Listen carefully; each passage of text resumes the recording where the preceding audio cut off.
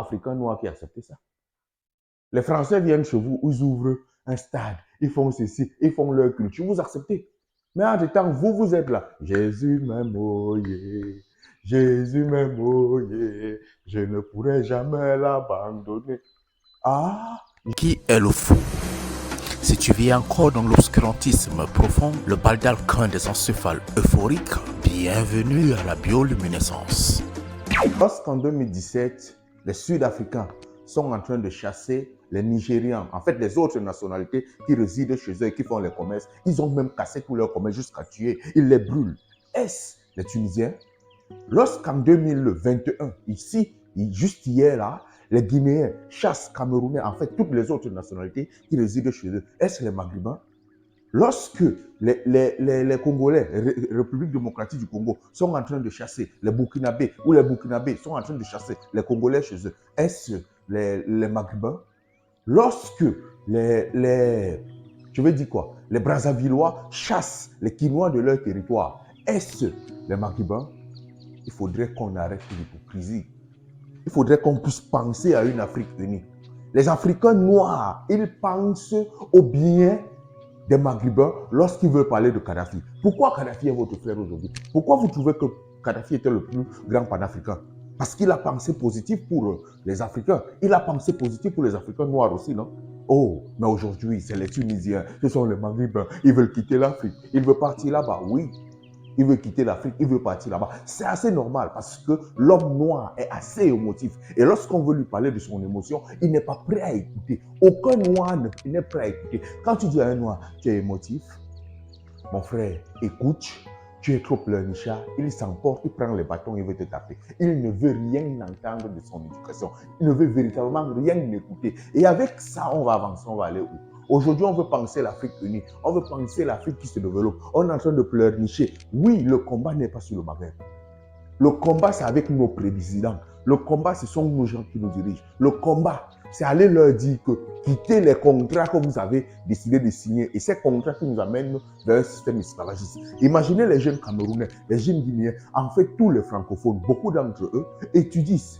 Mais ils étudient pourquoi? Pour aller devenir esclaves. Quelqu'un qui sait qu'il étudie économie, il sait qu'après avoir étudié son économie, il va finir dans un centre, dans un marché. Quelqu'un va finir d'étudier quelque chose, il sait qu'il va aller devenir pousseur. L'autre finit d'étudier et il paye tous les années des millions de francs pour pouvoir étudier. N'est-ce pas des populations stupides? N'est-ce pas des populations malades?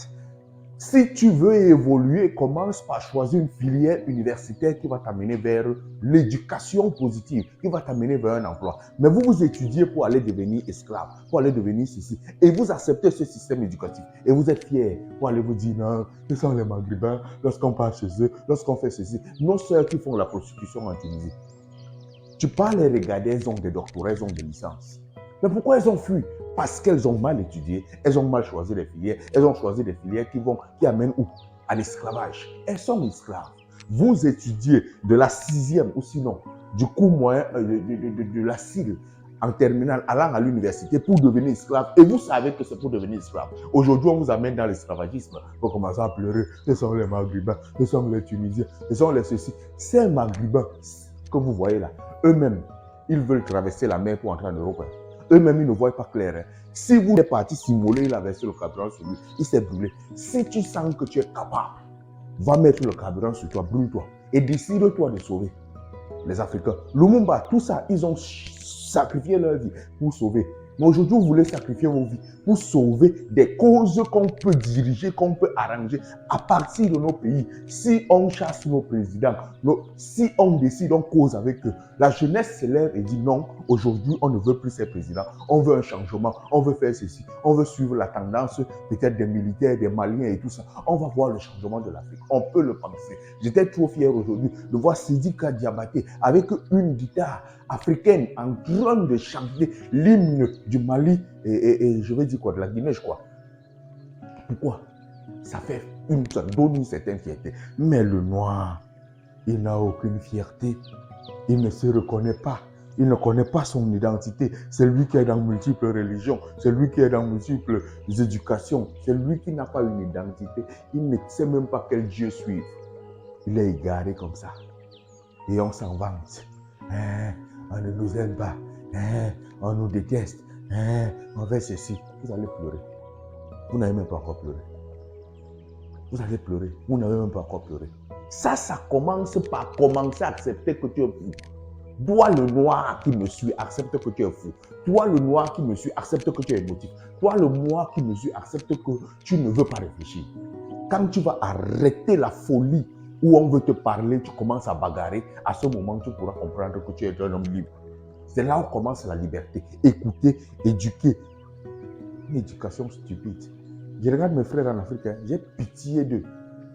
Les universités sont là. Les universités françaises sont là. On paye 2 millions de francs au Cameroun pour fréquenter à l'université. Et après faire quoi? Chômeur. Après migrer en France pour devenir laveur. Après se retrouver dans une école, peut-être au Cameroun, où on va payer 250 000 francs à la fin du mois. Après avoir fait quoi? Après avoir étudié pendant des années à 3 millions de francs chaque année. Et tu es fier, tu applaudis, non, vive mon pays, vive mon pays, vive mon pays, vive mon pays. Oui, vive ton pays dans la stupidité. Parce que vous êtes une mentalité qu'on a donné l'alcool. Vous avez commencé à boire, vous êtes fiers. Les pays africains, francophones, sont les pays les plus consommateurs d'alcool. Et c'est eux qui crient sur les réseaux sociaux. Ils ne font rien pour nous, ils ne font rien pour nous. Ils vous donnent le choix de choisir une filière éducative. Je dis souvent aux stupides africains, mes stupides frères africains, qui ne veulent rien écouter, qui ont bouché leur cerveau et qui sont pleurnichards chez les Arabes. Je leur demande souvent, la filière que tu étudies là, ça va t'amener où? L'école que tu étudies là, ça va t'amener où? Tu étudies parce qu'on paye beaucoup là-bas, parce qu'on fait ceci, parce qu'on fait cela. Et après 5 ans, on t'a chassé. La filière là est finie, ça n'a plus de valeur. La technologie a évolué. Après, tu pars où? Stupide africain. Si nous voulons un changement digne de ce nom, commençons par changer nos mentalités. Commençons par chasser le système éducatif qui est en Afrique, qui s'impose à nos enfants et à nos jeunes générations.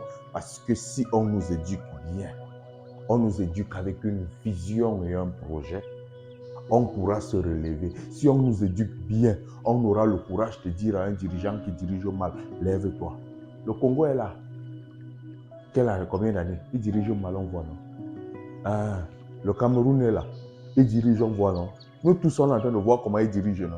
Mais on ne peut rien dire parce que nous sommes éduqués à être des esclaves à vie et pour l'éternité. Arrêtez de pleurer chez les Arabes. Eux-mêmes, ils veulent fuir.